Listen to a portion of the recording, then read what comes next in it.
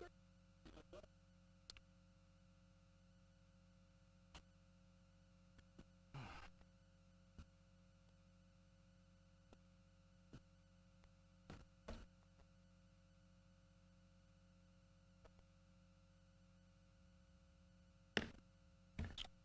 right, welcome to Mount Pleasant City Council meeting. It's 6:01, May 5th, 2026, and we have a quorum, and I believe Lane's going to come up here and pray with us. Lynn?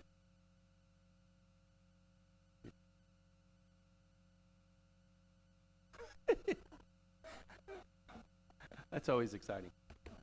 Always exciting.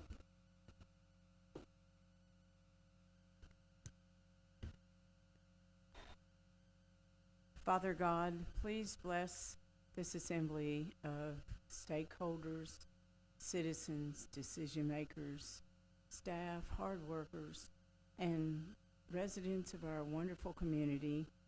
Help us come together to exchange ideas, learn from one another, and lead the city of Mount Pleasant forward as directed through your guidance and will.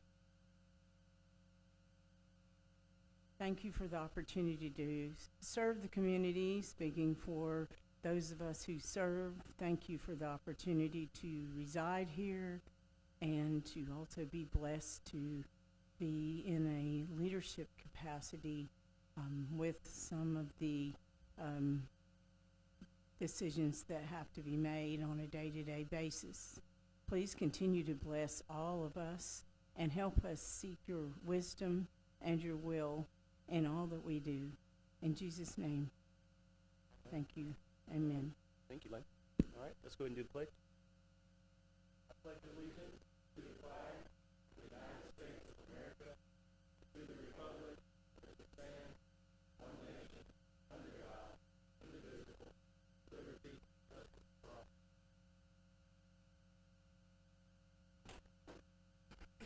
All right, Ed. So just to give you all a heads up, we've got our 2 executive meetings, just so y'all aren't worried about it, especially Kevin. They should be pretty short. I'm just saying, if you're worried about it. So everything should be short on it, okay? We'll go ahead and open the session. In the public comments, the City Council welcomes citizens' participation and comments at all council meetings. Citizens' comments are limited to 3 minutes out of respect for everyone's time. The council is not permitted to respond to your comments. The Texas Open Meetings Act requires the topics of discussion deliberation be posted on the agenda no less than 3 business days in advance of the council meetings. If your comment relates to a topic that is on the agenda, the council will discuss the topic on the agenda at that time that the topic is discussed and deliberated. Do we have anybody who wants to speak?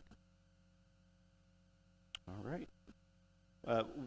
We're moving into this first executive session pursuant to the Open Meeting Act, Chapter 551, Texas Government Code. The City Council will recess into executive session, closing meeting to discuss the following: consultation with attorney, Texas Government Code 551-071, and personal matters, Texas Government Code 551.074, to consider ethics complaint filed against council member Melanie Knight Tafoya and the status of the investigation.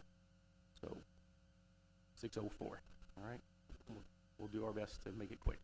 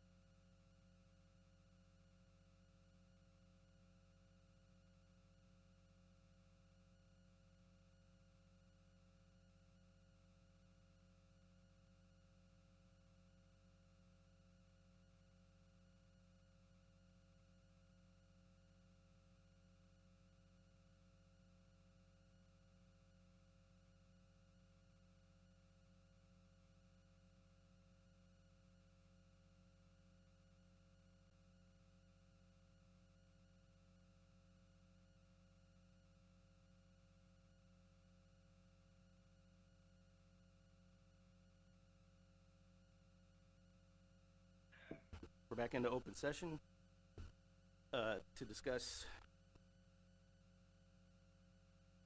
All right, Lee, are you there? Yes. Okay, so we're here. I don't know how we need to announce the reading of the report. Mayor, the first thing you should do is you should reconvene the session into regular session I did that. and read that portion. You did? Yeah. Okay. All right. And so the next item on the agenda is actually your consent agenda. Okay, so I'll go ahead and reconvene into regular session in accordance with Texas Government Code, Chapter 551. The City Council will reconvene into the regular session to consider actions, if any, on the matters discussed in the executive session. And that matter, Mayor, is going to be under item number 3 of the regular agenda, unless you want to take it out of order, which is your discretion. I say we hit the consent agenda real quick. The consent agenda, items on the consent agenda are approved through a single council motion, which applies to all items listed. Consent agenda items are considered routine, not likely to require discussion or deliberation, and may be discussed prior to making motions. There will be no separate discussion on these items unless a council member requests an item be removed and considered separately. Item number 1, consider approval of April 21st, 2026 and April 23rd, 2026 meeting minutes. Item number 2, consider approval of appointments to the Housing Authority of the City of Mount Pleasant. Do I have a motion? I'll make a motion to approve all consent agenda items as presented. A second? A second. Madam Secretary, can you get a vote, please? Yes. Aye. Aye. Aye. Items passed unanimously. We'll go ahead and move into the regular agenda. Item number 3, discuss and possible action on investigation of a concerning ethics complaint filed against Council Member Melanie Knight Tafoya.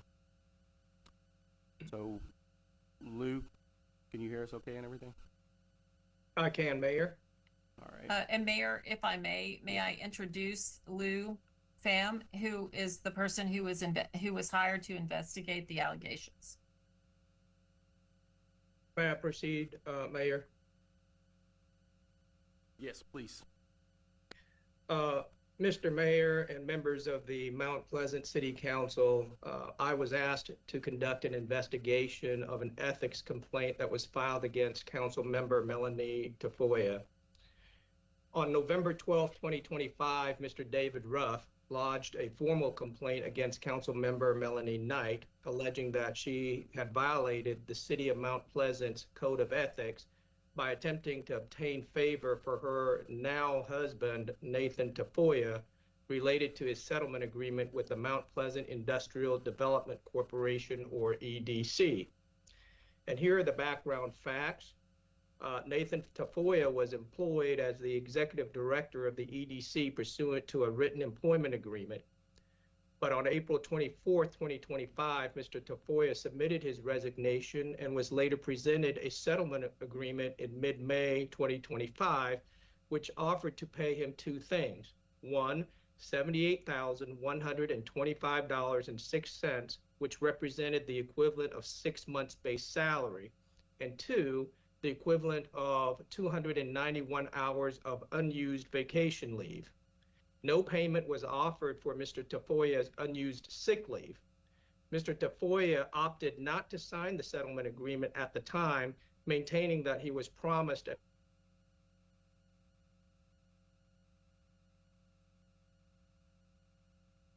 and with the city. On May 3rd, 2025, Ms. Knight was elected to the Mount Pleasant City Council. According to Ms. Knight, she learned about Mr. Tafoya's request for payment of his unused sick leave in May of 2025 while she attended her first executive session as a council member. Mr. Tafoya contacted her on or about June 16th, 2025, and for the first time talked to her about his sick leave payout request. Thereafter, Ms. Knight contacted Mayor Wesley Lyon as well as council members Jonathan Hageman and Debbie Corbell advising them that she believed the city would pay out Mr. Tafoya's sick leave because it was the, quote, Christian thing to do, end quote. All three officials disagreed with Ms. Knight's position because, pursuant to his employment agreement, Mr. Tafoya was not entitled to a payout of his unused sick leave. Ms. Knight was not able to convince any other council member, and on or about July 12, 2025, she eventually agreed to go along with the direction of not paying out Mr. Tafoya's unused sick leave. Shortly thereafter, on July 25th, Mr. Tafoya signed his settlement agreement, which did not include payment of his unused sick leave. Ms. Knight maintains that she did nothing wrong when she inquired about and advocated for the payout of Mr. Tafoya's unused sick leave because she did not, at the time, have a close personal relationship with him. According to both Ms. Knight and Mr. Tafoya, they did not have a close personal relationship with each other until August 23, 2025, when they allegedly went on their first date. On October 26, 2025, just 2 months after their first date, Ms. Knight and Mr. Tafoya were married. Here's a summary of the issues that I investigated, Mayor. Number one, whether a close personal relationship existed between Ms. Knight and Mr. Tafoya on or before July 25th, the date that Mr. Tafoya signed his settlement agreement. And number two, if so, whether Ms. Knight violated the city's code of ethics. So here's a summary of my investigation, Mayor. During the course of this investigation, 19 witnesses were interviewed and various documents, written statements, and text messages were reviewed. A, Ms. Knight's account concerning the existence of a personal relationship. Ms. Knight first met Mr. Tafoya at the Mount Pleasant Chick-fil-A opening about 2 years ago. They were only acquaintances until August 23rd, 2025, when they went on their first date. Mr. Tafoya did not contribute to or help Ms. Knight's election campaign. Theirs was a whirlwind romance that started on August 23rd, 2025, when they went on a first date. By October 12th, 2025, less than 2 months after their first date, Ms. Knight was, quote, officially introduced, end quote, to Mr. Tafoya's children as a, quote, romantic interest, end quote. 3 days later, Mr. Tafoya informed his children that he would soon marry Ms. Knight. And on October 26, 2025, Ms. Knight and Mr. Tafoya were married in Scottsdale, Arizona. Both Ms. Knight and Mr. Tafoya categorically deny having a close personal relationship with each other prior to August 23. In fact, on July 4th, Ms. Knight went on a first and only date with another gentleman. 2 witnesses confirmed that Ms. Knight introduced her date to them when they unexpectedly encountered each other at a Mount Pleasant steakhouse. These 2 witnesses also confirmed that Ms. Knight informed one of them about a month later concerning her interest in Mr. Tafoya. Section B, other accounts concerning the existence of a personal relationship. The investigation revealed that Ms. Knight and Mr. Tafoya were more than mere acquaintances before August 23, 2023. Jane Doe number 1, who personally knows Mr. Tafoya and his children, shared documentation with me reflecting conversations regarding events that took place before or near the time Ms. Knight was elected to the Mount Pleasant City Council. Number 1, that Ms. Knight had gifted a sewing machine to one of Mr. Tafoya's daughters and taught her to sew. Number 2, one of Mr. Tafoya's daughters referred to Ms. Knight as, quote, daddy's friend, end quote. Number 3, Jane Doe 1 suspected that Ms. Knight was in a romantic relationship with Mr. Tafoya at this time. Number 4, Ms. Knight cared for Mr. Tafoya's young daughter when she was sent home sick from school. Number 5, Ms. Knight began spending time with Mr. Tafoya's children. Number 6, Ms. Knight bought a drum set for Mr. Tafoya's son. And number 7, Ms. Knight took one of Mr. Tafoya's daughters to get her nails done. In addition to Jane Doe number 1, I also interviewed Jane Doe number 2, who personally knows Mr. Tafoya and his children. She shared the following information about events that took place before or near the time Ms. Knight was elected to the Mount Pleasant City Council. She shared the following. Number one, that some of Mr. Tafoya's children referred to Ms. Knight as, quote, Daddy's best friend, end quote. Number two, Mr. Tafoya's children had eaten at Ms. Knight's house. Number three, one of Mr. Tafoya's children mentioned that Ms. Knight stayed late at Mr. Tafoya's house. And number four, Jane Doe had suspected, again, during this period before or near the time of Ms. Knight's election to the city council, Jane Doe had suspected that Ms. Knight was involved in a romantic relationship with Mr. Tafoya. In addition to those witness accounts, I also reviewed cell phone records. There were numerous mobile phone calls between Ms. Knight and Mr. Tafoya in the 5 months before their first date. From February 3, 2025 to August 4, 2025, which was before their first date in August 23, Ms. Knight and Mr. Tafoya called each other a total of 114 times, logging a total of 1,286 minutes or 21 hours and 43 minutes of talk time, broken down as follows. There were 39 calls that occurred during normal business hours of between 8 a.m. and 5 p.m. There were 49 calls that occurred outside of those normal business hours. There were 7 calls that occurred after midnight. 2 midnight calls were in March for a total of 10 minutes of talk time, and 5-minute calls were in May of 2025 for a total of 17 minutes of talk time. 19 calls occurred on weekends and holidays. A month-to-month review of cell calls between Ms. Knight and Mr. Tafoya reveals a progression in the volume of calls and total talk time from March 2025 through July of 2025. In March of 2025, there were only 8 cell calls to each other, totaling 24 minutes of talk time. In April, there were a total of 19 cell calls to each other, totaling 152 minutes of talk time.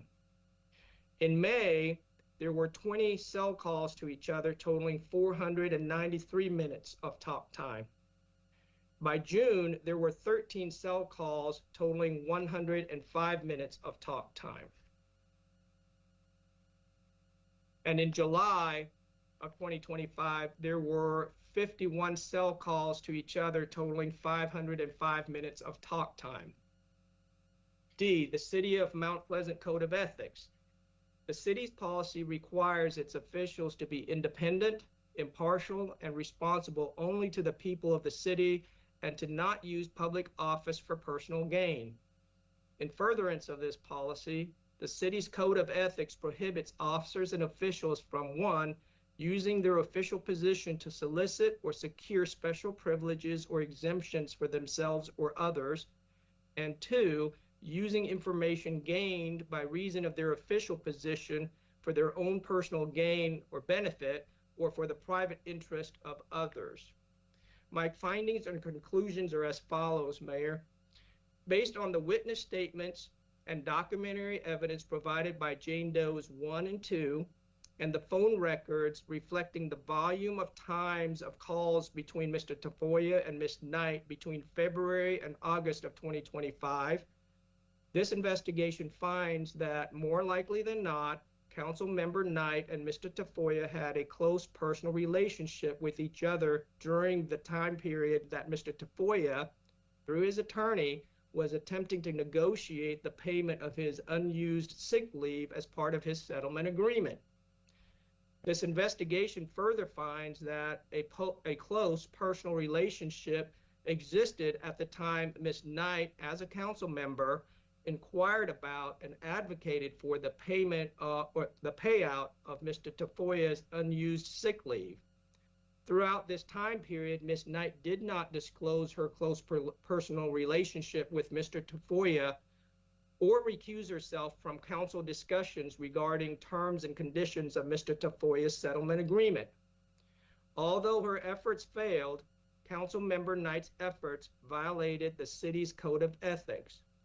To summarize, Mr. Mayor, based on the greater weight of credible evidence as set forth in my investigation and using a preponderance of the evidence standard, this investigation makes the following conclusions. Number one, that Councilmember Knight and Mr. Tafoya were in a close personal relationship with each other prior to July 25th, 2025, during which time Ms. Knight, as a council member, attempted to change the minds of other council members so that Mr. Tafoya would be paid his unused sick leave.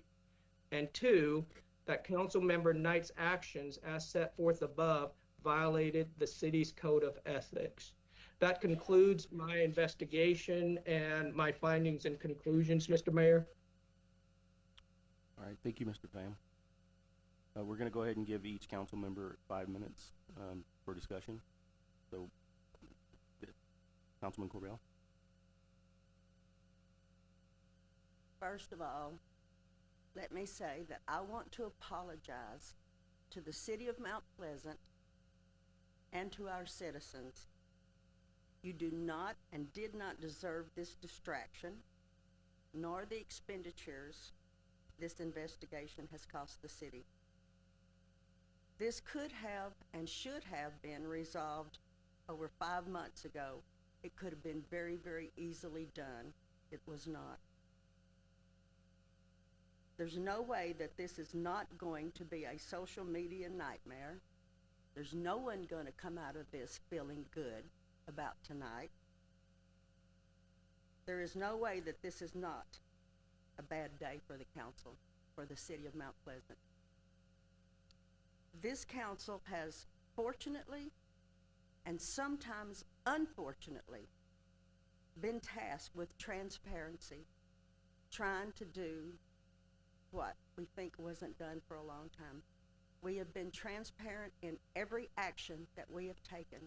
We have tried to mend allegiances with other agencies, other people within this council, within the city. We have done everything in our power to be transparent, even in a horrible day like today. This is one of those unfortunate days for all of us. And for me, with the issuance of that report, I again apologize to the city of Mount Pleasant. I am done with it. There's nothing good here today. I am going to move forward. I am going to continue to do the best job I can. I'm going to continue to work with Ms. Knight and everybody else up here to continue to do the hard things when they come and relish in the easy ones when they come, because we certainly haven't had very many of those lately. I appreciate everyone, and to those who's listening, I pray that we all move forward tonight and think about it before we start ripping people apart. Councilman Faulkner? I too am sad. This is, I've been sad. And, it's hard to come up with the words to say for this. But I will say that when I ran a couple of years ago, I knew that we would have some hard things in front of us. I knew that this was going to be hard to clean up some things. And when I ran, and that's what I told the citizens of Mount Pleasant, is that I was going to try to straighten a lot of this stuff out and make this a city council, the city of Mount Pleasant, one that is honorable and that we are here. I believe that, and it's hard, it is so hard when you are on the city council, because I feel like I carry the city on my shoulders. And because of that, I think that we should try to live in a manner that the citizens can be proud of us, as well as the employees and everyone here. And so there are decisions sometimes that we have to make. And in the past 2 years, we've had to make a lot of hard decisions. And there's been only a couple of times that I've had problems laying my head down on my pillow at night. But these situations are hard. I'm sad, but it is what it is. Councilman Hinton? Some nights, this is a tough seat to sit in. This is one of the nights. We definitely want to be transparent and honest with the taxpayers, and that's what we did tonight. But when this meeting is over tonight, this issue is done. We're done with it. I want to move forward and work with Melanie, and I think we can all work together and do some good things for Mount Pleasant. Councilman DuBois? I only have 5 minutes, and so if this speech goes longer than that, y'all can just go to my Facebook page and the entirety will be there. I first want to say how no one knows what it feels like to have your entire personal life just like broadcasted for this entire city to see and know very intimate details about. That's pretty rough. Hope none of y'all have to go through that. I want to address the citizens of Mount Pleasant tonight, as well as my friends and family. Allow me to be vulnerable and direct with you, because this moment and the complexity of everything that led to it deserves candor and clarity, since so much of it has been hidden in the shadows and protections afforded to municipal governments. Most importantly, I also do not wish to profane the name of God or the gospel of Jesus by speaking in a careless or unforgiving, ungracious way. And that restraint tonight is costing me something. But I'm a Christian before I'm a city councilor. The Christian walk in obedience and forgiveness is not a suggestion, but a command, and I'll do my best to adhere to this requirement. At the same time, my reputation and character, my family, my health and privacy, and my safety have all been threatened and violated due to this investigation. It is difficult to fathom or grasp the collateral damage and the length to which a false narrative can be prolonged without evidence or a clear path forward. I need the public to hear this clearly. Plainly put, this investigation was initiated on pure speculation, suspicion, and disbelief that I could have possibly had a whirlwind romance with my now husband, Nathan Tafoya, who was the former executive director of the Economic Development Corporation. But the absence of evidence was always and always has been the evidence. The city spent $20,000 to determine if there was a 51% probability that Nathan and I were romantically involved. And if so, to which degree that relationship warranted me informing them of those details. Prior to July 2025 and after April 2024. That's it. That's the $20,000 ethics question. Not whether or not I violated state law, but rather the city's ethics ordinance. And neither the city nor the individual findings in ethics complaint had any evidence other than these suspicions. This is what the investigator told me, and I can prove it. This investigation went too far and crossed a line when it based only investigative path was forward on the narrative of an ex-spouse in the midst of a family court proceedings and on that spouse's impartial, misconstrued comments of elementary-aged children. This is not the Mount Pleasant that I know. So know that every word that I'm about to say has been measured, and I believe it is the most honest thing said in this room in a long time. I believe members of this city are looking to cover their tracks on a botched investigation. I will not be their straw man so that they can save face. I committed no ethical or legal violations, and I will declare that until my dying breath. I was so convinced, perhaps naively, that this investigation would simply reveal that in a short period. But when silence for the sake of unity is too costly, unclear, and effective, the only viable way is to move to truth and power to the masses. But I will no longer sacrifice myself and allow one-sided narrative to occur to protect the optics of city unity or attempt to shield this community that I love, because my family is at stake. This 6-month, $20,000 taxpayer-funded investigation was launched against me without clear procedural processes or any clear evidence. What should have been a simple routine investigation went too far in February when it took a dark turn. Up to that point, the investigator told me and others that he had zero evidence against me after 18 individual interviews, including the individual who emailed a generic, unsubstantiated ethics email allegation against me. This is the issue. The city has acknowledged that I did not break any state laws regarding ethics or a conflict of interest. The matter at hand is only whether or not I violated the city's narrower ethics language found in Chapter 34 of Mount Pleasant's Code of Ordinances. Lastly, the city's charter and ordinances empowers the city council to investigate one of its own members. Not a single shred of evidence was provided to myself or the city council through the original email allegation, nor was an explanation provided to me when the investigation was launched, but it was allowed to move forward. I've discovered only throughout this course of the investigation that my alleged ethical violation is about the degree of my relationship to Nathan between the periods of his separation on April 24, 2025, my election in May 2025, and his signed separation agreement with the city in late July 2025. I've been accused of knowing Nathan to some degree and trying to influence the reinstatement to some degree of his promised benefit package, which his board of directors had already granted him. Get them here. In order to some degree somehow financially gain, because there is doubt that we could not have been married in late October unless our relationship was much further along in the summer of 2025. I will continue this matter on my Facebook page. Thank you. Thank you. Gonna keep mine short. I want y'all to pray for the council, all of them. Pray for the city. And I guess we'll take a motion to one, to accept the report or reject the report. I make a motion.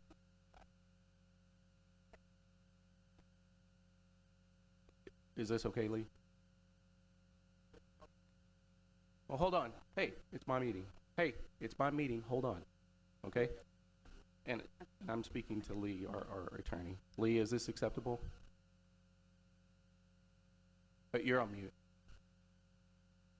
So you are allowed to permit public comment if you so desire. Mayor, it's your meeting. Yeah, I'll let it. Let's go in 5 minutes.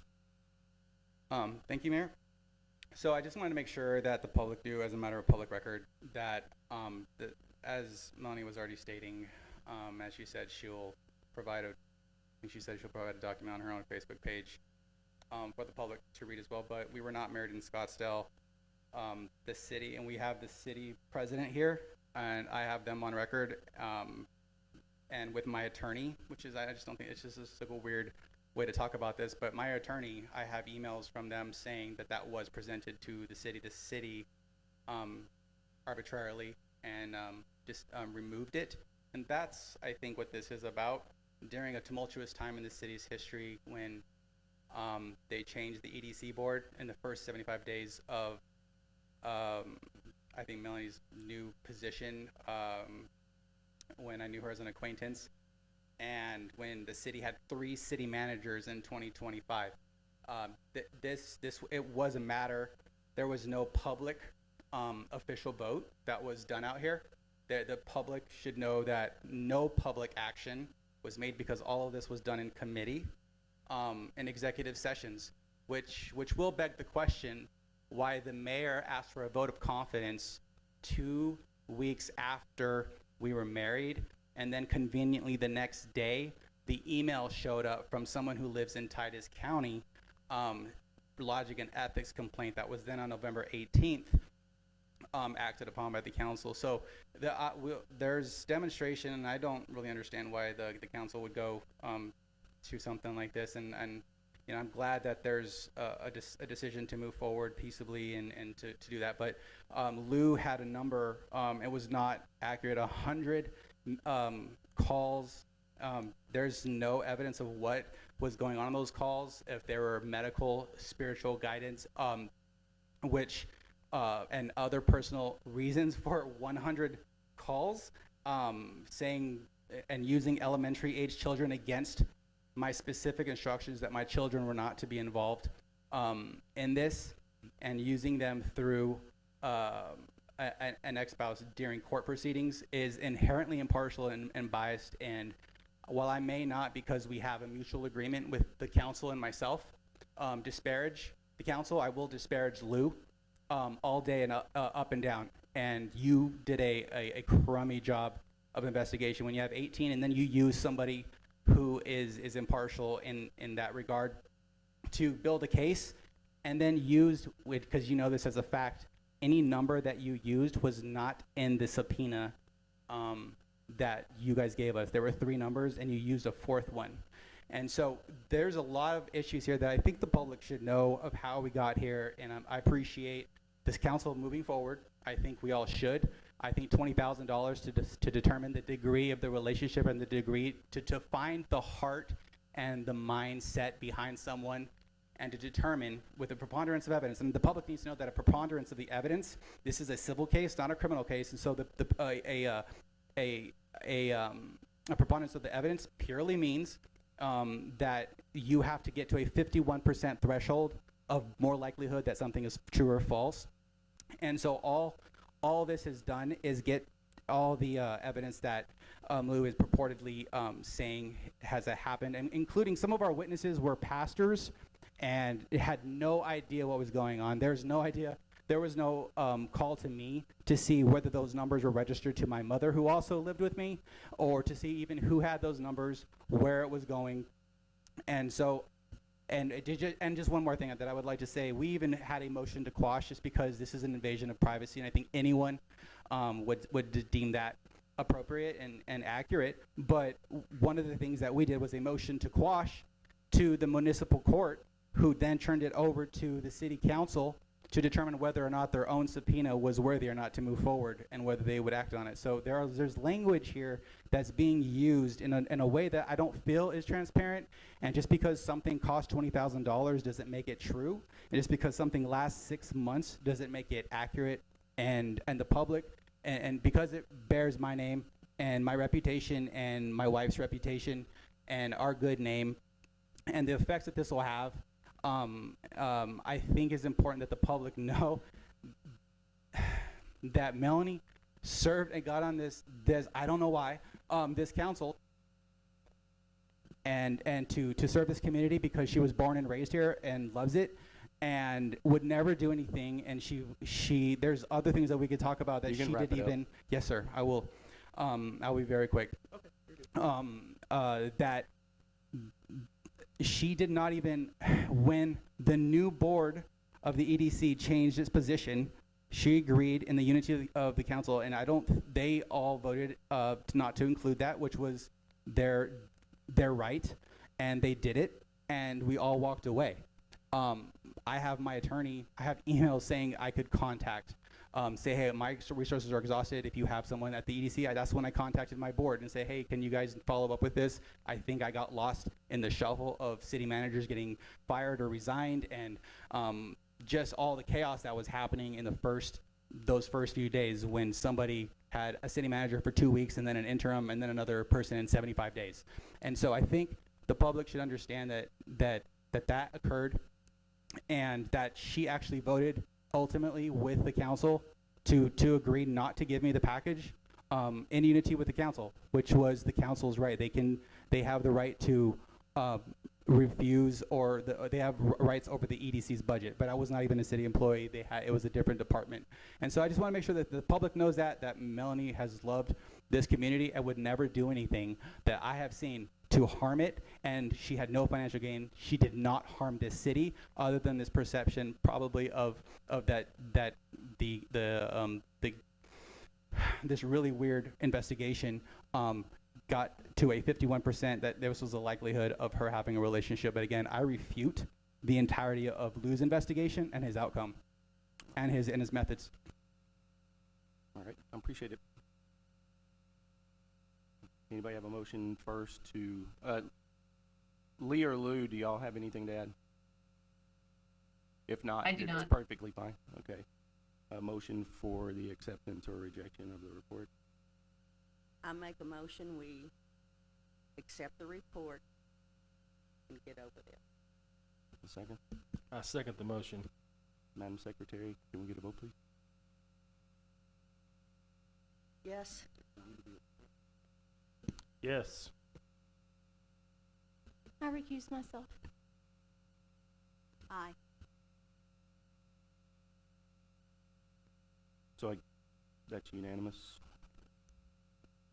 And, are there any other motions that anybody would like to put on the table? No, we're good? All right, let's go ahead and move on to item number 4. Discuss and consider awarding a bid for the FM 4000 sewer improvement project. Utility Director Marshall.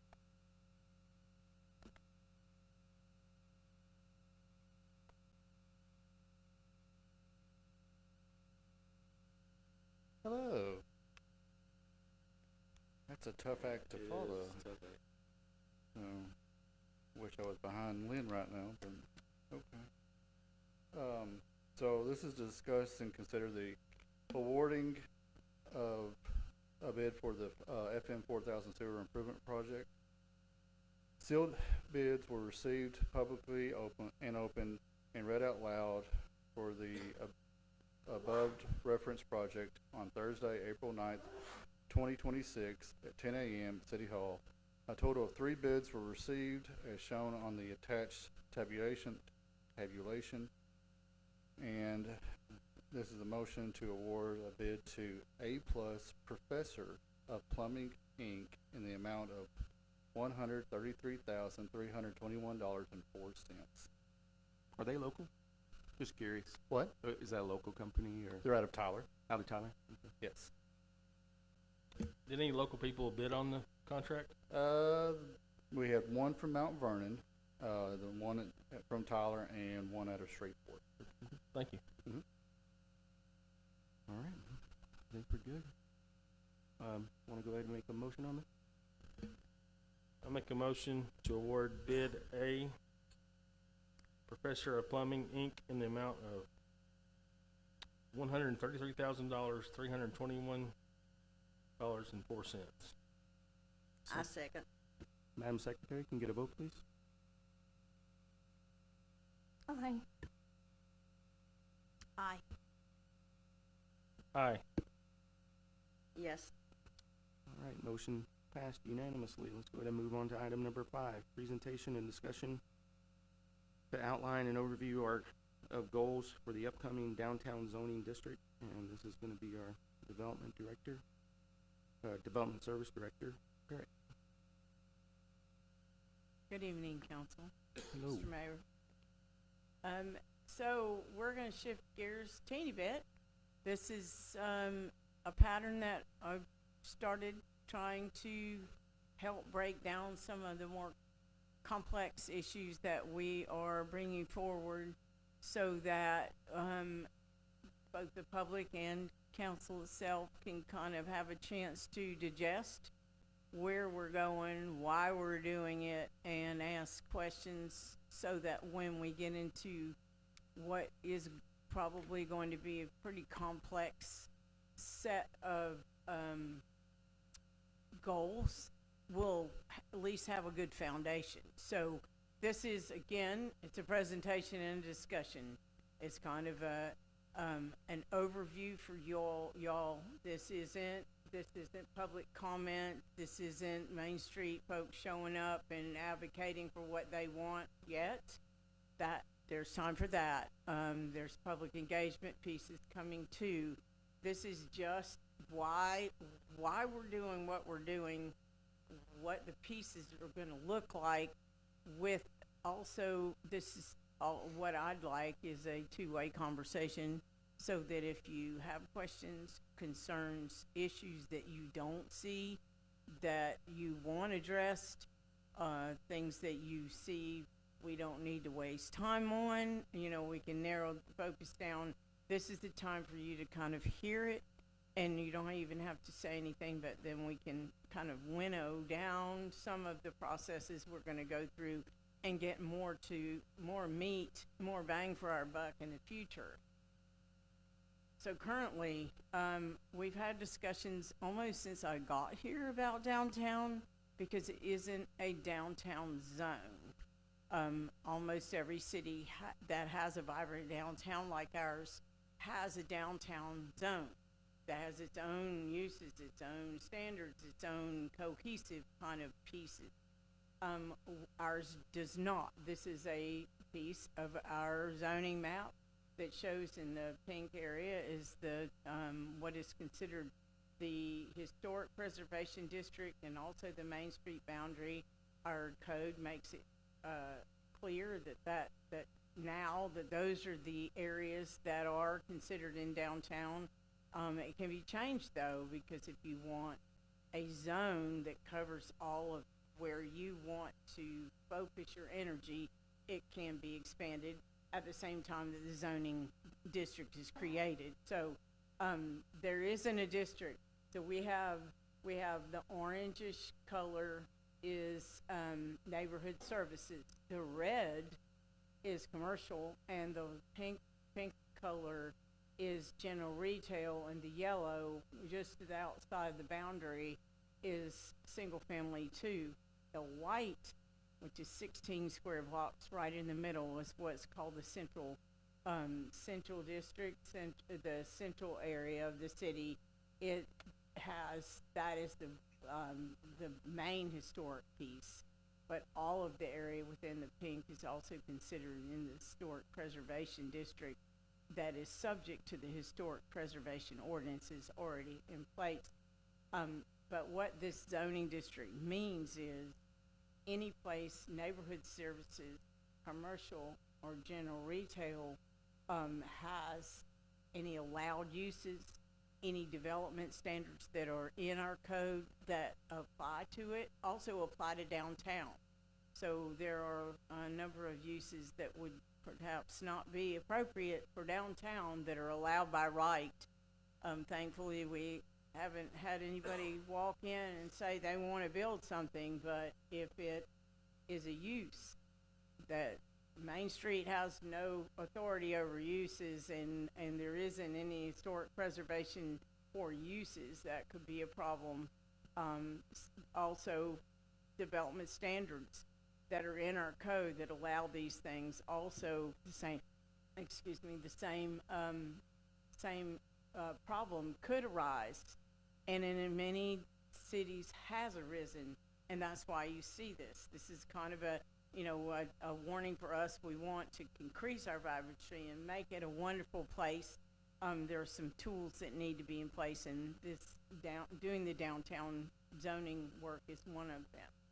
So when there's no vision, the people perish. It sounds a little extreme, but at the same time, we want to understand from the public and ourselves, what do we want to accomplish with our downtown? What does that mean for Mount Pleasant? What sort of signals are we sending to the world and each other about what our downtown purpose is? And so that all of those things actually come into play. There are purpose statements inside zoning ordinances, and when the zoning district comes forward, Main Street folks are way more eloquent than I am, and we are going to bring them in and have them speak on various pieces of this that they're passionate about, and you'll hear a lot of that sort of rhetoric. Why are we doing this? Because we want our vision proclaimed. So the solution is to do the downtown district. We can call it whatever we want. I mean, there are a number of things that pretty much describe it out there. First thing you need to do, though, is create boundaries. And as I said, the boundaries that were on that map were appropriate when the historic preservation was being brought forward and when Main Street was kind of re-emphasized. But do we want to keep it that way? Do we want it smaller, bigger? So describing the area for it, and then adopting any overlays. So there has been discussion about the possibility of overlays, so that for future development, there may be some possibilities to have additional property added to an overlay. That there is some discussion about making it larger than it is now. It would increase the flexibility. That would be one of the purposes, not to narrow, but to increase flexibility for the downtown, which is what a vibrant, successful downtown offers in Texas right now. if you go to any number of cities that are successful Main Street partners, they have all sorts of innovative live, work, play units. They have the vibrancy of walkability, little cafes, artisan,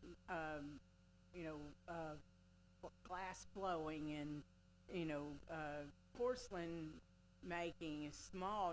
We're not talking factories, but all kinds of things that draw the public in and also give our residents a feeling of pride of who we are. We are Mount Pleasant, and downtown needs to reflect what that is and what that vision is. You wouldn't want the entire city to have the ability to have all those different hodgepodge of things, because they weren't, they really don't offer advantages in the rest of the city, but downtown they fit.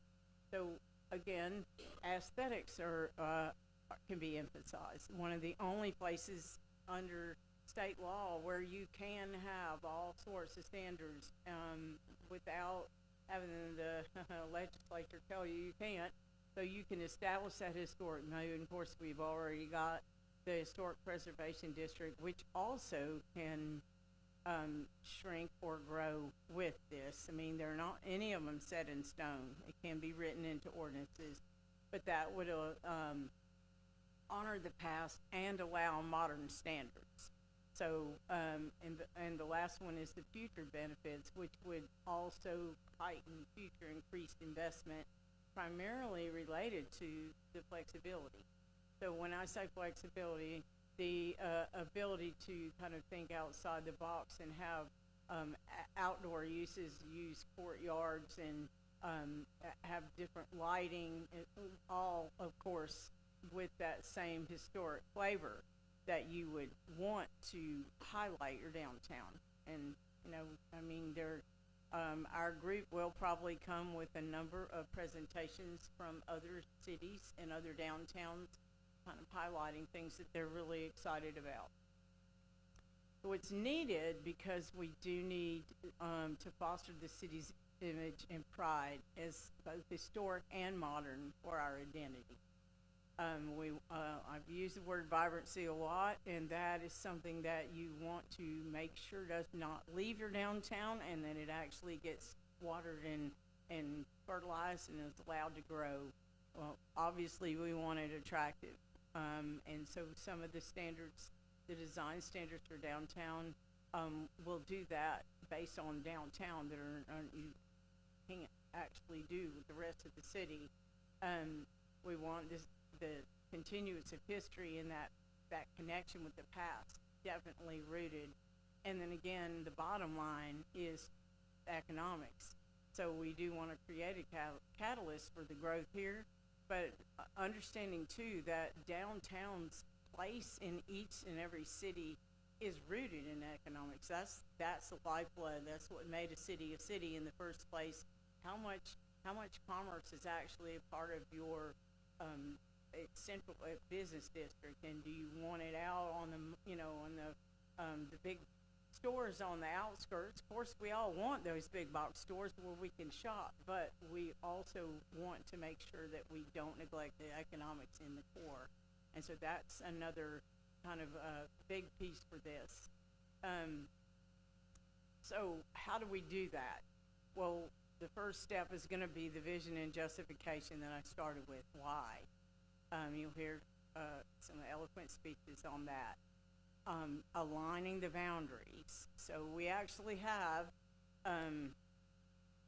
the Main Street program, which is the state program. Right now, ordinance aligns it with the historic preservation piece.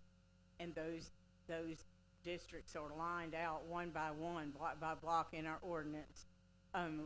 Do we want a separate Main Street that's bigger than the historic preservation? Do we want the Main Street to expand over and outside slightly where the historic area is to allow for additional flexibility and maybe a little more growth? We have to establish the uses that are appropriate, as I described, and then development standards that we want. So yes, the historic preservation piece could still be in place, but the actual kind of identity of what is downtown, what makes it downtown. If you're driving up, what makes you feel like you're downtown? Those are the development standards that can be also added. They can be bigger than the historic preservation piece, or smaller for that matter.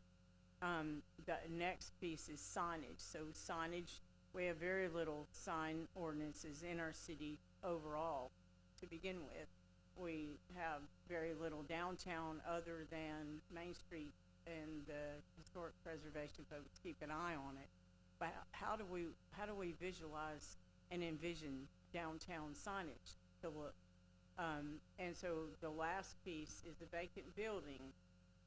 We currently don't have that many vacant buildings compared to some downtowns our size. That we don't want that to change. And so that is also kind of a corollary that could go with it. Doesn't have to go at the same time, or you might feel like it's necessary to do it right now. But in other words, how are the vacant buildings treated? How long can they be vacant? What kind of responsibility do the owners have? That sorts of things. All of those are elements that we're going to tackle, assuming that you want to. Again, you're sort of the driver to the bus. To a point. You have to appease the public, though. So the creation process is already underway. The research stage has been underway for some time, but we've been meeting as in committees with the Main Street folks and as a group for months.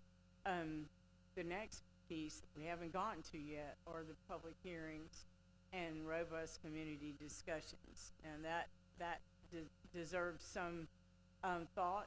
Do you want it all in here? Do you want to go down to the Civic Center and have stakeholders and citizens come together? Do you want to do a focus group with just stakeholders?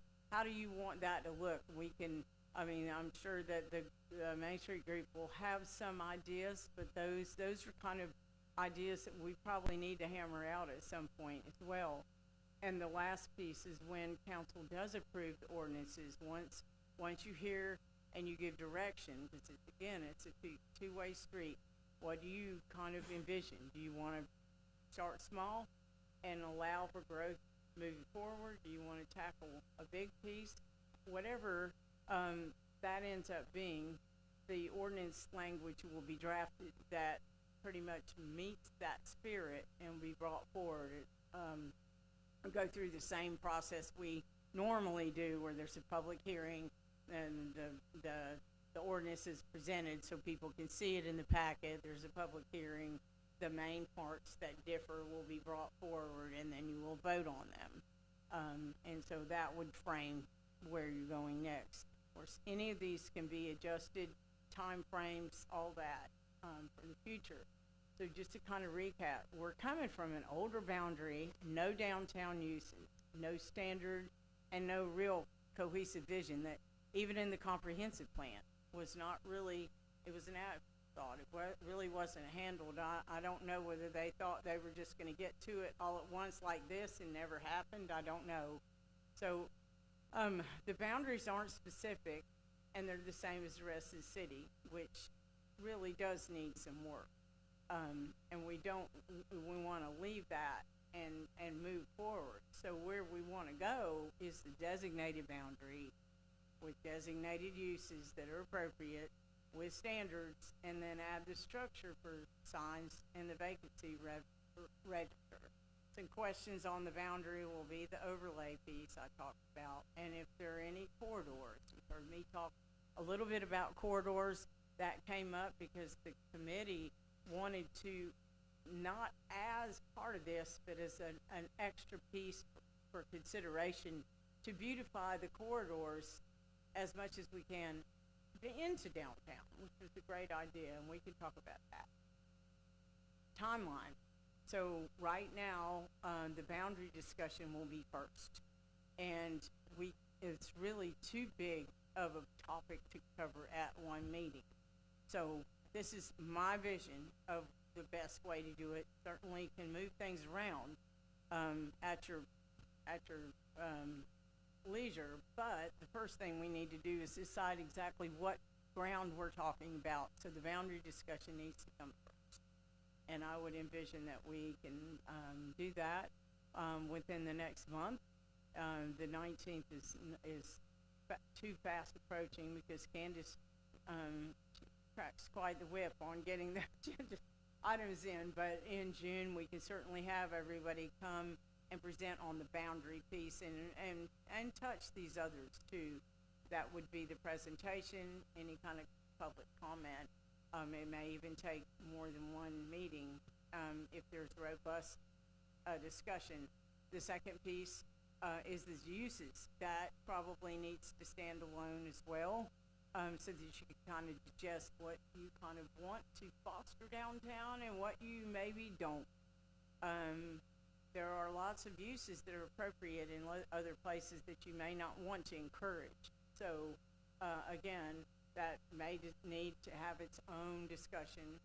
The development standards potentially could go at the same time, assuming that there wasn't too much creativity involved. Then there would be any of the other pieces, the signs or the vacant building registrations would also need to come. Then there's an adoption meeting that would have a final public hearing. Any questions that you might have? Or And before comments? they jump in with any questions that they may have, the question that anyone may ask is why? Why are we doing this? And this should serve three purposes. We want to preserve our downtown, protect our downtown, and promote our downtown. Creating that district will help do that, creating the use restrictions, and adding to if we do create a tax increment reinvestment zone, and we have a downtown district, the downtown district could receive some of those funds, but we have to have a district established first. So preserve, protect, and promote. Thank you.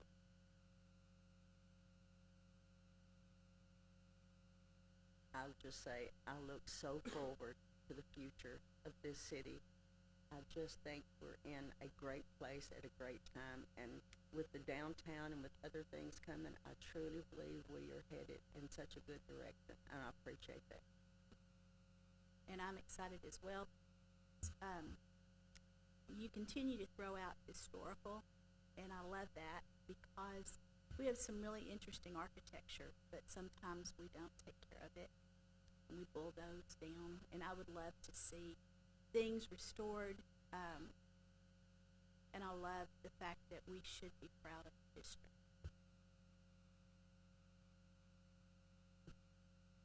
Lynn, thanks for bringing this to us, and it looks like it's going to be very positive going forward. Thank you.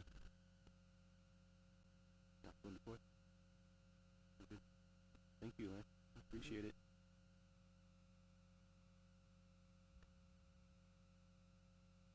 All right, so we've got 2 minutes for council comments, limited to announcements, upcoming events, and councilman activities or requests to add to the agenda items for the upcoming meeting. Any good? Anybody thinks of anything? I'm going to talk about our library, our little library thing that we get here. There's a couple of them going on. The Nerf battle on the 21st. Where is that? Is that at the library? It's at the library? Okay. And then May 15th, the STEM, the pushing the book limits. And there was another one here. Yeah. Okay. Awesome. So if anybody has any questions, this flyer is up on y'all's page. Or, okay. Or y'all could just all call Lupe. I'm joking. Sorry. I will say this too, that Oh, yeah, we do need to move. Yeah. Thank you. We're going to go ahead and move back up to item 1 and 2. Just 2.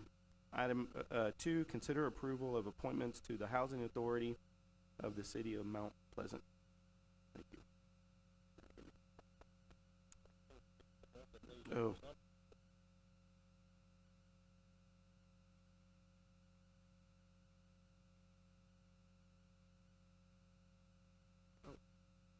Hey, yeah, that was on the consent agenda.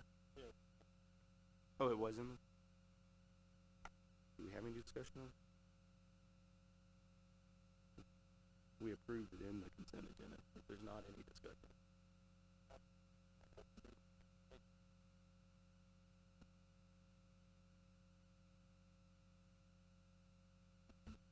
Soaking the vibes, huh? Soaking the vibes. All right, cool. No, we already did. Yeah, we did that inside of the consent, so. All right. Yeah, so no one else had any comments for upcoming stuff? Lupe, you rock. Love the library. Would like to see some little libraries. I don't know if we have any around the town, but I would love to see, yay. That's awesome. We do not have any little libraries, but there are a few located in town. I know behind Ignite, there is one located there, and I think there's a couple other ones scattered throughout the community. I want to say there might be another one or two inside of town, but I'm not aware of them. Okay, Chick-fil-A, yes. But I think a lot of them are registered under like littlelibraries.org. It's some sort of network, and it shows a map. Cool. So I'm not sure if all of them that are in town are registered, but that is a website that it's available. Okay, that's awesome. So how many do you think we have? I actually have no idea. Yeah. But yeah, I'm sure there's quite a few, and I'm glad that they're available for the community. That's great. And they can find it at the little library. Yeah, I believe you could probably just look it up online, but I know there is some sort of site because I've seen them at conferences. Cool. So That's great. Thank you. And I will add this, we do have the Juneteenth festival coming up, and I'm not sure exactly what the date is because I don't have anything with me, but I'll get the date and all, and we'll put it out there then. It'll be in Oak Lawn Park. I do have one question, because I missed our meeting. Do we have anything to announce on our 250th celebration? Just receiving a text, I will be attending the rodeo luncheon tomorrow. There is an event planned and possibly the city involved. So that we'll have information next week. All right, let's go ahead and move into executive session. It is 8:37. Pursuant to Open Meetings Act, Chapter 551, Texas Government Code, the City Council will recess into the executive session to discuss the following: 551.087, Economic Development Negotiations, 20-03-1 and 26-03-1 and 26-03-2. So that rodeo thing. What time is that? Well, yeah, I think I can get on my phone. Gotta leave our phone too. Did you see the one? Did they send you a message about the waste luncheon? The waste management. I'll shoot it to you. They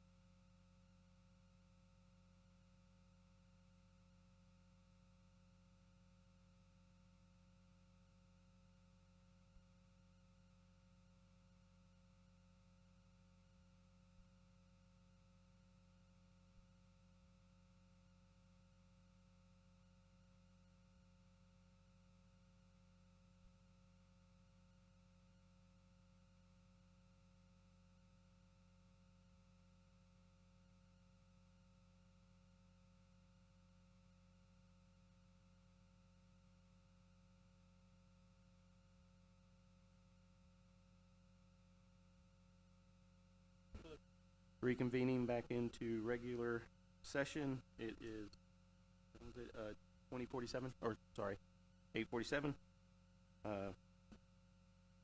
And we are adjourning.